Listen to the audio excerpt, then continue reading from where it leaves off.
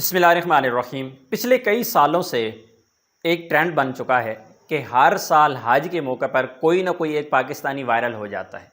اور وہ بھی جمعرات کو شیطان کو کنکریاں مارتے ہوئے، کچھ ایسے طریقے سے، کچھ ایسے جذبات سے، کچھ ایسے انداز سے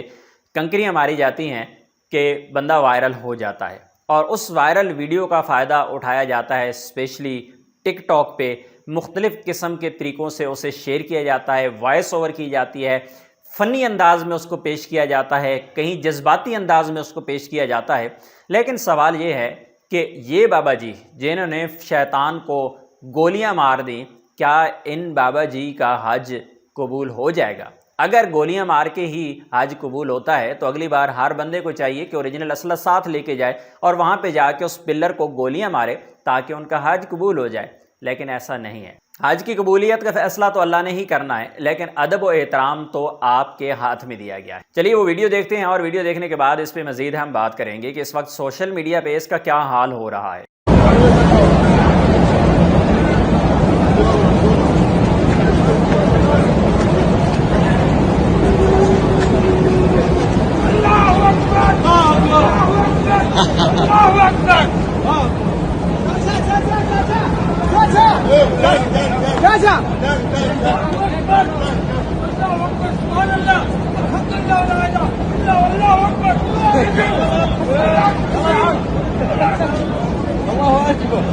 ویڈیو دیکھنے کے بعد آپ نے کیا اندازہ لگایا؟ مجھے ذاتی طور پہ لگتا ہے کہ یہ ویڈیو ایک پلانٹڈ ویڈیو تھی۔ اس سے پہلے باقاعدہ طور پر منظم انداز میں ایک کردار کو بتایا گیا کہ ہم اس طرح آپ کی ویڈیو بنائیں گے، آپ نے اس طریقے سے یہ کام کرنے ہیں،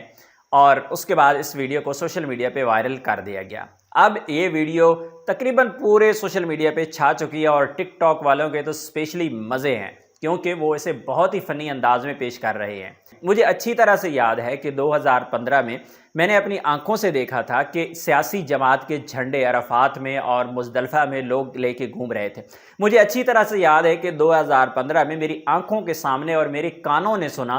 کہ ایک بندہ جو کنکریاں مار رہا تھا جمعرات کو، وہاں پر ساتھ ساتھ سیاسی نعرے بھی لگا رہا تھا۔ یہ کوئی نئی بات نہیں ہے، یہ باتیں بہت پرانی ہو چکی ہیں کہ ہر سال اس طرح کی حرکات کی جاتی ہیں، اور یہ کچھ سوشل میڈیا پہ وائرل ہوتی ہیں اور کچھ سوشل میڈیا پہ نہیں آتی۔ جب شریعت نے اپنی حدود مقرر کر دی ہیں، کنکریاں مارنے کا حکم دیا گیا ہے، ادب کے دائرے میں رہ کے آپ نے یہ نہیں سوچنا کہ آپ کنکریاں مار کس کو رہے ہیں، وہ تو سامنے ایک کھڑا پلر ہے، آپ اسے کنکریاں مار رہی ہیں، لیکن آپ نے یہ سوچنا ہے کہ آپ کس کی سنت پہ عمل کر رہے ہیں اور کتنے ادب احترام سے اس سنت کو آپ نے ادا کرنا ہے۔ اگر شریعت نے 4 فرض نماز کا حکم دیا ہے، یا 2 فرض یا 3 فرض کا، تو آپ اسے 5 یا 6 ادا نہیں کر سکتے کیونکہ حد مقرر کر دی گئی ہے۔ اسی طرح جو لوگ ٹریننگ نہیں لیتے یا ان چیزوں پہ دھیان نہیں دیتے، کیونکہ حج میں اتنا زیادہ رش ہوتا ہے، اتنی تعداد ہونے کے بعد اکثر لوگوں کو جو حدود مقرر ہیں عرفات کی یا مزدلفہ کی، اس کے باہر ہی وہ ٹائم گزار دیتے ہیں،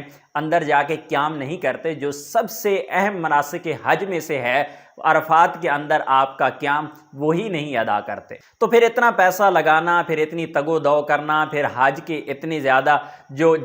جسمانی آپ کی مشقت ہے وہ برداشت کرنا، اور اس کے باوجود یہ کہنا کہ اللہ قبول کرے گا، لیکن آپ نے اس قبولیت کے لیے کیا کیا؟ بغیر وضو کے اگر آپ ساری رات نوافل پڑھ لیں اور پھر آپ یہ کہیں کہ اللہ اسے قبول کرے گا، تو یقیناً یہ ہماری اپنی ہی غلطی ہے اگر کوئی اس طرح کی حرکت کرتا ہے۔ تو حج ہو،